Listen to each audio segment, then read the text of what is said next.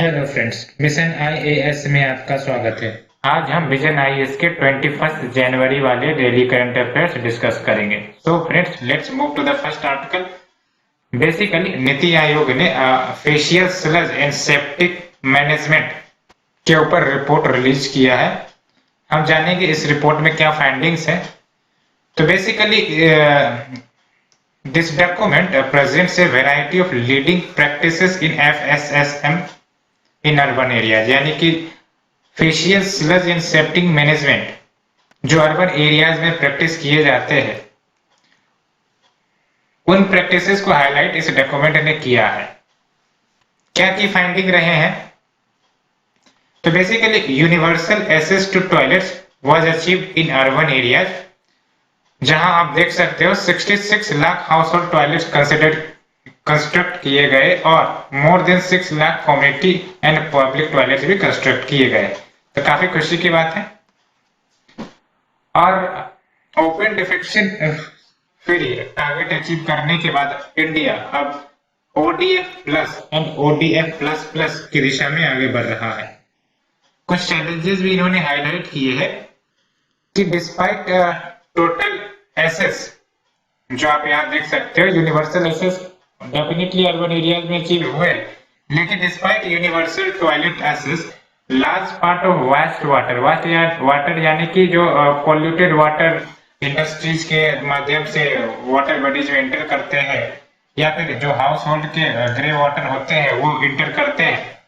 तो basically large part of waste water जो generate होते हैं वो डिस्चार्ज कर दिए जाते हैं अनट्रीटेडली इन वाटर बॉडीज और on land. Almost 60% of urban areas relies upon on-site sanitation system, limited capacities and resources with urban local bodies। ये सबसे बड़ी विडंबना होती है कि लोकल बॉडीज को हमने कॉन्स्टिट्यूशनल स्टेटस तो दे दिया है, लेकिन जब रिसोर्स और कैपेसिटी बिल्डिंग की बात आती है तो काफी ज्यादा लिमिटेड पावर दी गई है उन्हें। इसके कारण क्या हुआ है? Little regulation of maintenance and cleaning of septic tanks and फिर जब इनके पास रिसोर्सेस होंगे नहीं, मनी होंगे नहीं, तो मेंटेनेंस कहां से होंगे इन कंस्ट्रक्टेड टॉयलेट्स के या फिर सेप्टिक टैंक्स के। एक सबसे इंपॉर्टेंट बात आपको ये समझना चाहिए कि कोई भी सर्विसेज जब गवर्नमेंट देती है, लेट्स से कि वो टॉयलेट कंस्ट्रक्ट कर रही है, तो उसमें उन्होंने पैसे इन्वेस्ट किए, लेकिन वो स्कीम या फिर वो प्रोडक्ट तभी टिकेगी जब उसको कंटिन्यूअस रूप से मैनेज किए जाते हैं, मेंटेन किए जाते हैं। अगर टॉयलेट एक बार कंस्ट्रक्ट कर दिए गए तो it is a one time, but maintaining requires the involvement of every time. अगर हम एफएसएसएम की बात करें तो low cost and easily scalable sanitation solution है, जो फोकसेस करता है safe collection, conveyance, treatment and disposal या reuse of facial sludge and septic from OSS such as pit, latrine, septic tanks, etc. FSSM promises a means to achieve the SDG target 6.2। तो ये जो FSSM solution है, इसके माध्यम से SDG target 6.2 को achieve किया जा सकता है, जिसके तहत adequate and inclusive sanitation for all की बात कही गई है in a time bound manner। Ministry of urban development ने इससे पहले national policy on FSSM launch किए थे to facilitate nation wide implementation of FSSM in India. National mission for clean Ganga भी है, आपको पता होगा, फॉर क्लीनिजिंग द गंगा। इस मिशन ने भी एफएसएसएम के नीड को रिकॉग्नाइज किया था। अगर बात करें ODF plus and ODF plus plus के बारे में, तो ODF प्लस बेसिकली इस प्रोटोकॉल के तहत कोई भी सिटी या फिर एरिया या वार्ड ODF प्लस तब डिक्लेयर होगा जब at any point of the day, ध्यान से सुनिएगा, at any point of the day not a single person is found defecting and और urinating in the open and all community and public toilets are functional and well maintain. तो आप देख सकते हो पहला कंडीशन क्या है कि नॉट ए सिंगल पर्सन, यानी कि कोई ऐसा एक भी व्यक्ति ना हो जो ओपन में डिफेक्ट कर रहा हो या रीयूरिनेट कर रहा हो, साथ ही साथ सारे कम्युनिटी और पब्लिक टॉयलेट फंक्शनल हो और वेल मेंटेन हो। ODF plus focuses on toilets with water maintenance and hygiene. अगर ODF प्लस प्लस की बात कहें तो इस प्रोटोकॉल के तहत कोई एक सर्टेन कंडीशन ऐड किया जाता है दैट फेशियल स्लज या सेप्टेज इन सेवर यानी कि FSSS इस सेफली मैनेज है ना, जिसमें सेफ मैनेजमेंट एंड ट्रीटमेंट की बात की जाती है with no discharging and or dumping of untreated facial sludge या septage and sewage in drains या water bodies and open drains। ODF plus plus focus करते हैं टॉयलेट्स के ऊपर with sludge and septage management solution. तो prelims के लिए आपको क्या स्पेसिफिकली याद रखने हैं, तो वैसे तो इसमें कुछ इंपॉर्टेंट न्यूज नहीं बनते प्रीलिम्स के लिए, मेंस के लिए ज्यादा इंपॉर्टेंट है, लेकिन हाँ इसे याद रख सकते हो कि मिनिस्ट्री ऑफ अर्बन डेवलपमेंट इन्हीं का नेशनल पॉलिसी और FSSM है, ये इतना याद रखो। बाकी मेंस के लिए इंपॉर्टेंट, मेंस के लिए आप ये भी देख सकते हो कि universal access to toilets was also achieved in urban area इस रिपोर्ट के अनुसार। और किस बॉडी ने इस रिपोर्ट को रिलीज किया है, FSA&S मैनेजमेंट को, तो नीति आयोग ने रिलीज किया। ये 3-4 बातें आप याद रखने, इसके अलावा आप इग्नोर कर सकते हो। और let's move to the next article. World economic forum इन्होंने ग्लोबल रिस्क रिपोर्ट 2021 रिलीज कर दिए है। तो this report highlights disruptive implications of the major risk, यानी कि विश्व में कौन से वो मेजर रिस्क हैं और उसके क्या डिसरप्टिव इम्प्लीकेशंस होने वाले हैं उसको हाईलाइट करता है, जिसमें one of the major risk कोविड-19 को भी इंक्लूड किया गया है दैट में reshape our world in 2021 and over the next decade. It explores how countries and businesses can act against this risk. तो इसमें possibilities और opportunities भी बताई जा रही हैं कि कैसे देश और businesses act कर सकते हैं against these risks। क्या की finding है? तो basically infectious disease followed by climate action failures ये biggest global risks है for the coming decade। अन्य रिस्क की भी बात कही गई है, तो ये इंफोग्राफिक्स में है, हम नीचे देखेंगे। Economic fragility and societal division ये इंक्रीज होने वाले हैं, इस रिपोर्ट ने फाइंड की है। अब ये कैसे इंक्रीज होंगे, बिकॉज डिस्पैरिटीज बढ़ती जा रही है। आप देख सकते हैं health care, private health care versus public health care, private education versus public education, फिर फाइनेंशियल स्टेबिलिटी भी कहीं ना कहीं वीकेन हो रही है। और इस लॉकडाउन ने पूरे विश्व को कहीं ना कहीं फाइनेंशियल डिस्टेबलाइज किया है। And technology have led crisis to disproportionately impact certain groups and countries। जो least developed countries हैं या फिर डेवलपिंग कंट्रीज है, उन सब के ऊपर काफी ज्यादा प्रभाव इस कोविड-19 का आया है। आगे क्या फाइंडिंग है, तो basically growing digital divide. Digital divide का मतलब लेट्स से कि इंडिया है, इंडिया में आपको पता है कि 70% और 30% रूरल अर्बन पॉपुलेशन का शेयर। तो आप देखोगे कि ये जो अर्बन पॉपुलेशन है वो तो अच्छे तरीके से इंटरनेट यूज कर पाते हैं, इंटरनेट सर्विसेज यूज कर पाते हैं, बैंकिंग सर्विसेज यूज कर पाते हैं या फिर डिजिटल ट्रांजैक्शंस कर पाते हैं। लेकिन यही जब रूरल एरियाज की बात करें तो यहाँ काफी मुश्किल से लोग सर्विसेज यूज कर पाते हैं। अभी भी यहाँ 2G कनेक्शन होते हैं, इंटरनेट कनेक्टिविटी वीक होती है, लोगों को स्किल नहीं होता इंटरनेट एक्सेस कर पाने का। तो ये सब चैलेंजेस के कारण क्या होते हैं कि डिजिटल डिवाइड बढ़ जाते हैं। तो growing digital divide in technology adoption poses concerns, और कोविड-19 ने इस कंसर्न्स को और ज्यादा एक्सेलरेट किया है। Economic fragility and long term health impact which has been caused by the कोविड-19 पैंडेमिक, ये इसका इफेक्ट काफी ज्यादा डिवास्टेटिंग कंसिक्वेंसेस मेंटेन करके रखेगा, यानी कि इसके जो कंसिक्वेंसेस ये लॉन्ग टर्म कंसिक्वेंसेस होने वाले कोविड-19 पैंडेमिक के।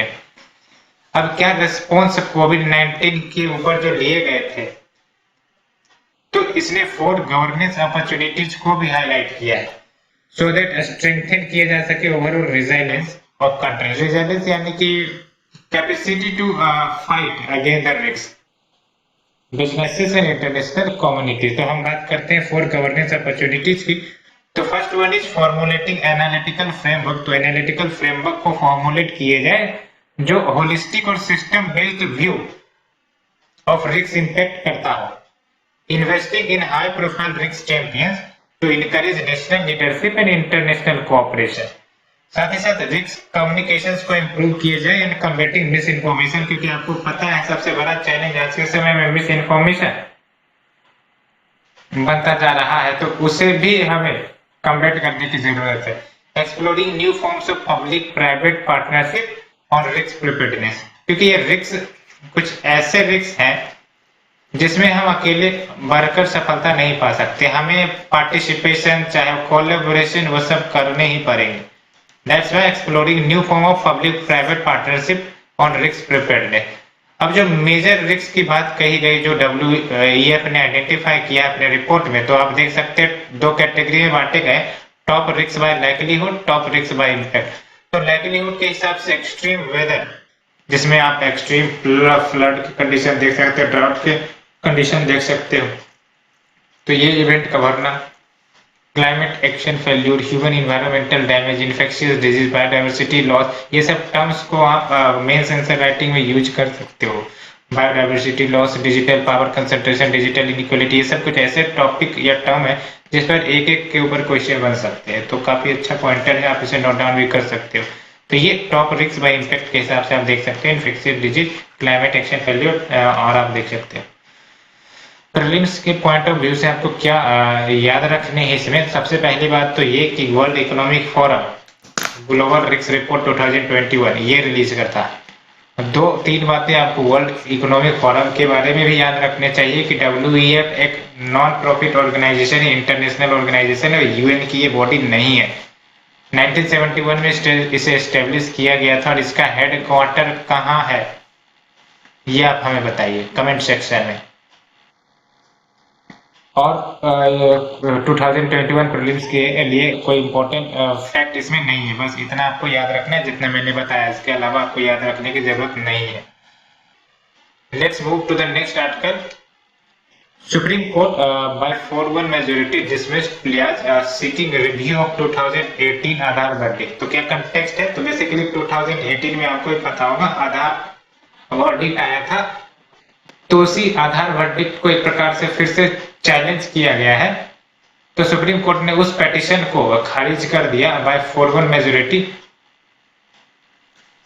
तो आप देख सकते हो 2018 वर्डिक्ट, इसके तहत क्या हुआ था कि जो सेंटर गवर्नमेंट का फ्लैगशिप आधार स्कीम था उसे कॉन्स्टिट्यूशनली वैलिड करार दिया गया था, लेकिन इनके कुछ प्रोविजंस जो आधार आप यहाँ देख सकते हो, Aadhaar targeted delivery for financial and other subsidies benefit act, ये एक्ट का नाम है, इनके कुछ ऐसे प्रोविजन थे जो संविधान से बिल्कुल विपरीत थे, अगेंस्ट थे, तो उसे खारिज भी किया गया था। तो ये जो पिटीशन फाइल की गई थी, it was basically to seek review of supreme court 2018 majority verdict on the following two ground. दो ग्राउंड के ऊपर ये प्ले फाइल की गई थी कि whether speaker's decision to declare a proposed law as money bill वो फाइनल है या नहीं है, और वो कोर्ट में चैलेंज किए जा सकते हैं या नहीं। तो सुप्रीम कोर्ट ने 2018 में क्या कहा था कि स्पीकर का डिसीजन चैलेंज किए जा सकते हैं कोर्ट में, लेकिन ओनली अंडर सर्टेन सर्कमस्टांसेस। लेकिन सबसे बड़ी विडंबना ये होती है कि ये जो सर्टेन सर्कमस्टांसेस है ये कहीं मेंशन नहीं होते, ये सुप्रीम कोर्ट अपने जजमेंट में डिक्लेयर करती है as per the need.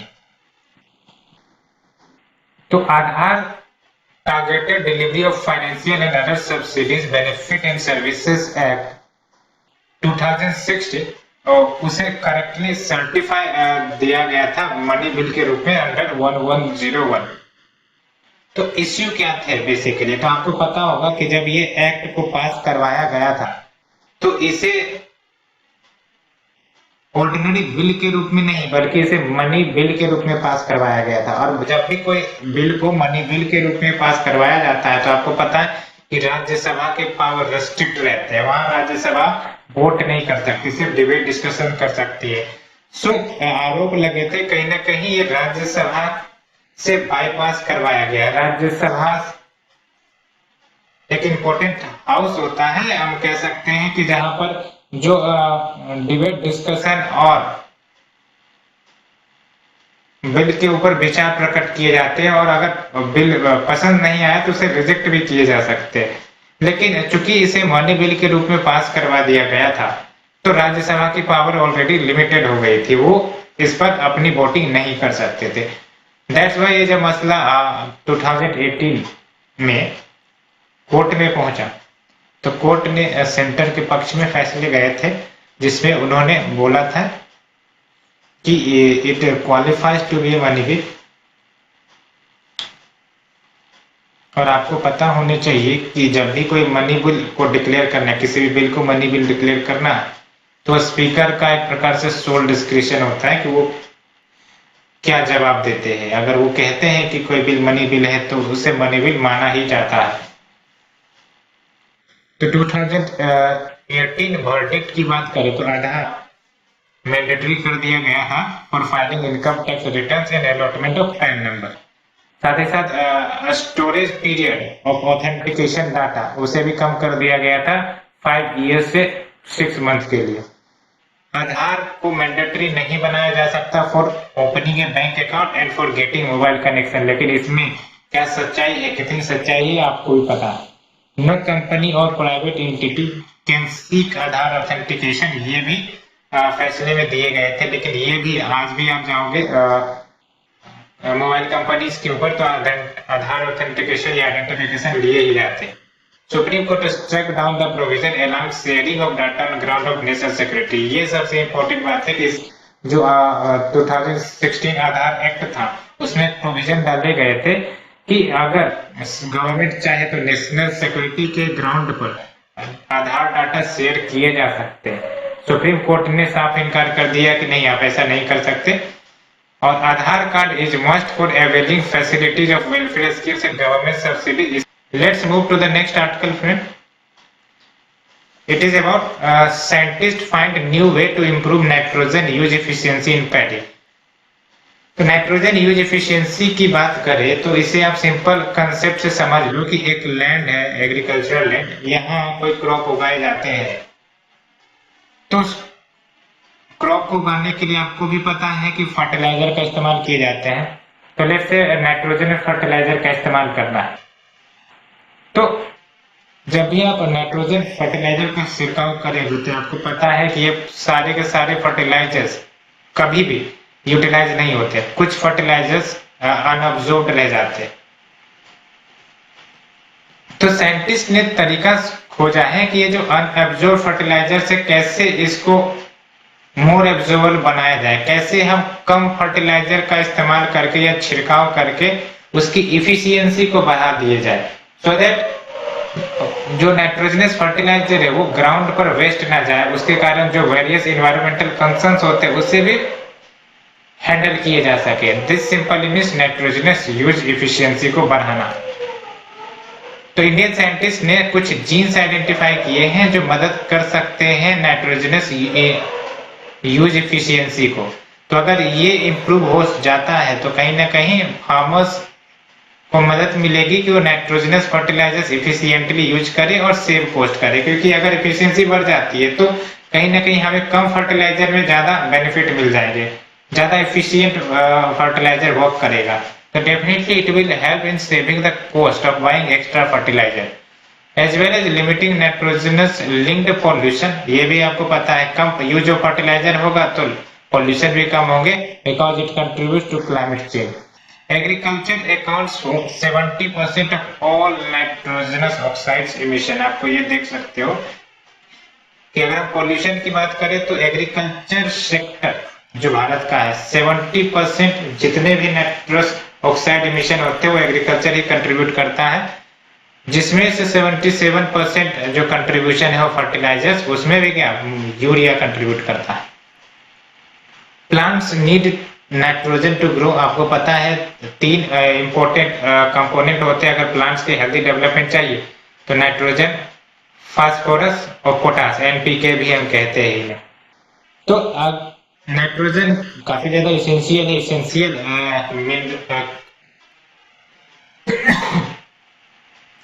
Component है प्लांट्स के लिए to grow, develop and produce usable products. Nitrogen available होते हैं फर्टिलाइजर्स के माध्यम से प्लांट्स को, क्योंकि आपको पता है कि वैसे तो 78% एटमॉस्फेयर में नाइट्रोजन है, लेकिन प्लांट उसे डायरेक्टली नहीं यूज कर पाते। उनको मतलब उनको नाइट्रीफाइंग बैक्टीरिया का इस्तेमाल करना पड़ता है, या फिर वो फर्टिलाइजर्स का इस्तेमाल करे तो ही जाके नाइट्रोजन के बेनिफिट उठा सकते हैं। अब नाइट्रोजन डिफिशियंसी के कारण क्या होगा, आप देख सकते हैं स्पिंडली स्टेम्स एंड स्टंटेड ग्रोथ। अगर हम बात करें नाइट्रोजन यूज एफिशिएंसी की, तो मैंने तो इसके बारे में बता दिया है कि इसके तहत fraction of applied nitrogen that is absorbed and used by the plant की, लेट्स से कि 100 केजी नाइट्रोजन हमने छिड़काव किया, तो प्लांट ने सिर्फ 30 केजी ही उसको एब्जॉर्ब किया, तो हम कह सकते हैं नाइट्रोजनस यूज एफिशिएंसी 30% ही है। तो यहाँ पर देख सकते हैं nitrogenous use efficiency serial production के लिए, सीरियल में आप देख सकते हैं व्हीट, राइस, मेज, बेरली, sorghum, मिलेट, ओट, राई काफी कम है। यानी कि 100 केजी आप यूज करते हो तो आपको 33% ही फर्टिलाइजर एब्जॉर्ब किए जाते हैं इन प्लांट्स के द्वारा। Cereal crop accounts for 69% of total consumption of nitrogenous fertilizer in the country, जिसमें राइस टॉप करता है लिस्ट में, उसके बाद व्हीट 24%। लो नाइट्रोजनस यूज एफिशिएंसी अगर क्रॉप्स की रहेगी तो इसका मतलब हमें हायर कॉस्ट प्रोड्यूसर्स और फार्मर्स को पड़ेंगे, और हायर कॉस्ट प्रोड्यूसर को है तो कहीं ना कहीं कंज्यूमर्स को भी हायर कॉस्ट पे करना पड़ेगा। Higher import dependency on nitrogenous fertiliser, leaching, तो बहुत सारे एनवायरमेंटल प्रॉब्लम्स भी होते हैं। तो प्रीलिम्स के लिए आपको क्या याद रखना है, तो वैसे तो कोई इंपॉर्टेंट क्वेश्चन नहीं बन रहे हैं ऐसे, हाँ नाइट्रोजन के बारे में आपको थोड़ा सा जानकारी होनी चाहिए। और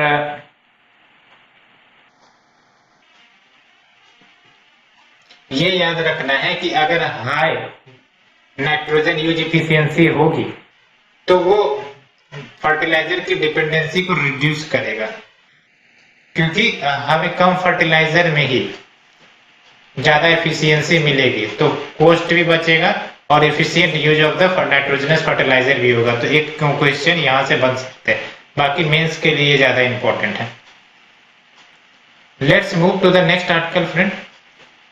It is about Niti Aayog releases second edition of India Innovation Index 2020. तो index objective is to scrutinize the innovation capacities and performance of Indian states and UTs। तो इस इंडेक्स के माध्यम से बेसिकली जो इनोवेशन कैपेसिटीज और performance Indian states और UTs के हैं उनको स्क्रूटनाइज करेगा, यानी कि इनोवेशन पॉलिसी जो वेरियस स्टेट्स एंड यूटीज के उसको इम्प्रूव करने में ये मदद करेगा by highlighting their strength and weakness. आप देख सकते हैं ये क्या दिखा रहा है, ये डाटा स्ट्रेंथ एंड वीकनेसेस ही तो दिखा रहे हैं। तो इसकी मदद से डिफरेंट स्टेट्स अपने अकॉर्डिंग पॉलिसीज बना सकते हैं। अगर हम बात करें इनोवेशन की, तो it is the creation, development and implementation of new product, process और service with an aim of improving efficiency, effectiveness और competitive advantage। ये इंडेक्स इनोवेशन इनपुट्स मेजर करता है थ्रू इनेबलर्स और इनोवेशन आउटपुट मेजर करता है परफॉर्मेंस ग्रुप में। Enabler parameter क्या है, human capital, investment, knowledge workers, business environment, safety and legal environment. Performance parameter क्या है, नॉलेज आउटपुट, नॉलेज डिफ्यूजन। अब क्या इश्यूज आइडेंटिफाई किए गए हैं इनोवेशन किस क्षेत्र में। आपको पता होगा कि बार बार इंडिया के ऊपर आरोप लगता है कि भारत इनोवेशन के मामले में काफी ज्यादा पीछे। तो क्या इश्यू इस रिपोर्ट ने आइडेंटिफाई किए, तो नेशनल लेवल पर आप देख सकते हो रीजनल इम्बैलेंसेस। रीजनल इम्बैलेंसेस का मतलब आप देख सकते हो कि डिस्पैरिटी है, यानी कि कुछ लोकेशन पर, कुछ सिटीज में रिसर्च इंस्टीट्यूशन काफी ज्यादा है, कुछ सिटीज में या फिर अन्य जगहों पर ये रिसर्च इंस्टीट्यूशन है ही नहीं। Lack of incubator centres, limited grass root innovation. State level पर क्या इश्यूज हैं, तो lack of state specific innovation से, lack of state level engagement to showcase best practices. और क्या सजेशन दिए गए हैं, तो बेस्ट प्रैक्टिसेस के बारे में बताई गई है कि कोऑपरेटिव फैक्टरिज्म के तहत बेस्ट प्रैक्टिसेस ऑब्जर्व किए जाए विद इन द स्टेट, और to encourage peer to peer learning, साथ ही साथ focus on state specific policies, क्योंकि आपको पता है कि कोई राज्य कौन से क्षेत्र में बढ़िया है या क्या उसकी स्ट्रेंथ है या वीकनेस है, अगर ये पता रहती है तो अगर उन फैक्टर्स पर ज्यादा एक प्रकार से कंट्रीब्यूट किया जाए या फोकस किया जाए तो बेहतर होगा। और इसके लिए जरूरी है कि स्टेट स्पेसिफिक पॉलिसी यानी कि डिसेंट्रलाइज्ड पॉलिसी बनाई जाए। सिमिलरली ग्लोबल इनोवेशन इंडेक्स वो पब्लिश होते हैं ईयरली बाय WIPO यानी कि वर्ल्ड इंटेलेक्चुअल प्रॉपर्टी ऑर्गेनाइजेशन, और इंडिया की रैंकिंग 48 पोजीशन पर रही है 2020 में। अब बेस्ट परफॉर्मेंस आप देख सकते हो, केरला टॉप है, Maharashtra second, Tamil Nadu third, Telangana fourth. ये आप मेंस के लिए याद रख सकते हो कि India only around 0.7% of GDP spend करता है R&D पर। तो इतना कम स्पेंडिंग होता है, उसके बाद हम उम्मीद रखें कि इनोवेशन भारत में क्यों नहीं बढ़ पाते, क्यों इनोवेशन की चैलेंजेस है। तो ये तो साफ साफ दिख रहा है कि फंडिंग ही कितनी कम है। जब अगर हम इजराइल की बात करें तो 4.9% स्पेंड इजराइल करता है R&D पर। साउथ कोरिया, स्वीडन ये सब कहीं आगे है R&D पर। Gross expenditure on R&D has consistently risen over the years, primarily driven by the government. Central government 45% of the total expenditure जो GERD पर है, उसके बाद स्टेट गवर्नमेंट 6.4% और प्राइवेट सेक्टर 37% करता है ग्रोस एक्सपेंडिचर ऑन R&D पर। तो प्रीलिम्स के लिए क्या याद रखने हैं, ये कौन रिपोर्ट रिलीज करता है, बिल्कुल आपको याद रखने हैं कि India innovation index 2020 NITI Aayog के द्वारा रिलीज करता है। और ये भी आपको याद रखने हैं कि ग्लोबल इनोवेशन इंडेक्स कौन रिलीज करता है, विपो के द्वारा ईयरली बेसिस पर। इंडिया के रैंकिंग बिल्कुल याद रखने की जरूरत नहीं है। और हाँ, बेस्ट परफॉर्मिंग स्टेट्स क्या है आप डिक्रीजिंग ऑर्डर में याद रख सकते हो। बाकी कुछ इंपॉर्टेंट प्रीलिम्स के लिए तो नहीं है, मेंस के लिए इंपॉर्टेंट है ये, क्योंकि रिसर्च एंड इनोवेशन का काफी ज्यादा इश्यू आते रहता है, तो आपको ये तैयार करने चाहिए, जिसमें ये डाटा भी काफी ज्यादा इंपॉर्टेंट है। Let's move to the short term use rate. It is about secured overnight financing rate. तो अगर हम सिक्योर्ड ओवरनाइट फाइनेंसिंग रेट की बात करें तो it is a reference rate जो पे ऑफ को डिटरमाइन करते हैं in financial contract and that is outside the control of parties to the contract. तो ये जो सिक्योर्ड ओवरनाइट फाइनेंसिंग रेट है, इसे डिजाइन और इंप्लीमेंट किए जाते हैं federal reserve bank of New York and US treasury office of financial research. और SOFR की बात करी तो ये replacement for the London interbank office rate, LIBOR का ही एक रिप्लेस वर्जन है, और इससे फेज आउट किया जाएगा इंड 21 के तहत। Both SOFR and LIBOR short term borrowing cost को रिफ्लेक्ट करता है। हाल ही में स्टेट बैंक ऑफ इंडिया ने 2 interbank short term money market deals किए थे with price linked to SOFR। The next news is about national startup advisory council. तो क्या context है, गवर्नमेंट ने 28 नॉन ऑफिशियल मेंबर्स को नेशनल स्टार्टअप एडवाइजरी काउंसिल के लिए नॉमिनेट किए हैं। बात करें नेशनल स्टार्टअप एडवाइजरी काउंसिल की, तो ये सेटअप किए गए थे कि गवर्नमेंट को एडवाइज किया जा सके। देख लो यहाँ एडवाइज है, to advise the government on measures needed to build a strong ecosystem of nurturing innovation and startup in the country, है ना। तो ये बेसिकली काउंसिल एडवाइस देगा गवर्नमेंट को कि क्या स्टेप लिए जाएं सो दैट स्ट्रॉन्ग इकोसिस्टम तैयार किया जाए इनोवेशन को बिल्टअप करने के लिए, स्टार्टअप के इनोवेशन स्टार्टअप को नर्चर करने के लिए, to drive sustainable economic growth and generate large scale employment opportunity. अगर कंपोजिशन की बात करें तो chairman union ministry of commerce and industry, prime minister chairman नहीं है, union minister of commerce and industry है। Ex officio members nominee of the concerned ministry या departments या organisation not below the rank of joint secretary. Non official members भी होते हैं which is nominated by the central government from various category like founders of successful startup for a period of 2 year. तो क्या याद रखना है इसमें, आप बस इतना याद रखिए कि एडवाइजरी बॉडी है, गवर्नमेंट को एडवाइज करता है to build a strong ecosystem for nurturing innovation and startups के क्षेत्र में। और कंपोजिशन में आप सिर्फ ये याद रखिए कि chairman is headed by union minister for commerce and industry, और एक्स ऑफिशियल मेंबर्स होते हैं, नॉन ऑफिशियल मेंबर्स होते हैं, इसके डिटेल में जाने की जरूरत नहीं। Let's move to the next news. It is about Pradhanmantri Awas Yojana Gramin. तो क्या कंटेक्स्ट है, तो प्राइम मिनिस्टर ने रिसेंटली फाइनेंशियल असिस्टेंट रिलीज किए हैं to over 6 lakh beneficiaries in UP under PMAY Gramin. तो अगर हम बात करें PMAY ग्रामीण स्कीम की, तो मिनिस्ट्री ऑफ रूरल डेवलपमेंट वो चलाती है and it aims to provide a pucca house जिसमें बेसिक इम्यूनिटीज भी मौजूद हो to all houseless house holder and those house hold जो कच्चा और डाइलेपिडेटेड हाउस में रह रहे हैं बाय 2022। और it provides assistance for construction of 2.95 crore houses for eligible rural household by March 2022 in phases wise. The scheme attempt convergence from various schemes है, तो ये जो schemes है various schemes को भी एक प्रकार से बूस्ट कर रही है, जैसे मनरेगा, स्वच्छ भारत अभियान और भी बहुत सारे ऐसे स्कीम्स हैं। आइडेंटिफिकेशन ऑफ बेनिफिशियरीज वो किए जाते हैं based on the available information from the socio economic caste census 2011 और which is to be verified by the Gram Sabha. Let's move to the next news. It is about regulatory compliance portal. तो क्या context है, तो department of promotion of industry and internal trade यानी कि DPIIT इन्होंने इस portal को लॉन्च किया है एज सेंट्रल ऑनलाइन रिपोजिटरी यानी कि जहां इंफॉर्मेशन रखे जाते हैं of all central and state level compliances.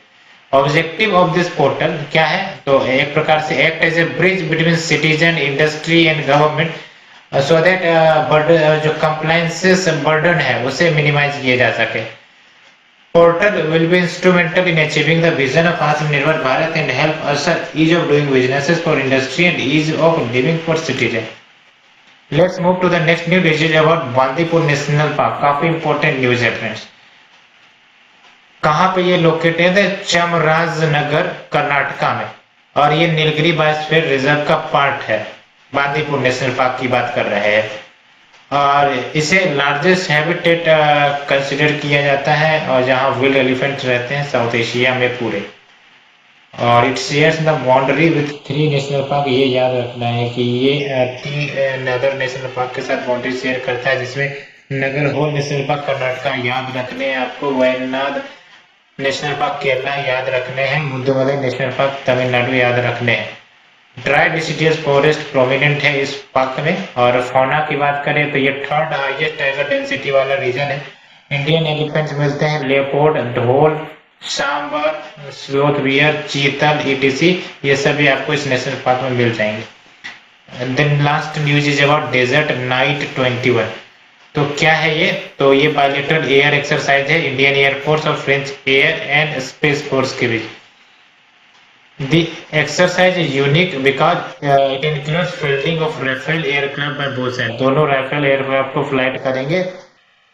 Rafale की बात करें तो ये ट्विन जेट फाइटर एयरक्राफ्ट है and it operates both an aircraft carrier and शोर बेस।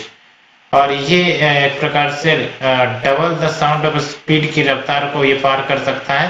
और इंडिया ने 36 राफेल जेट डील साइन किए थे फ्रांस के साथ, सो दैट इन भारत को ये राफेल जेट प्राप्त हो, सो दैट भारत अपनी डिफेंस सिक्योरिटी बढ़ा सके।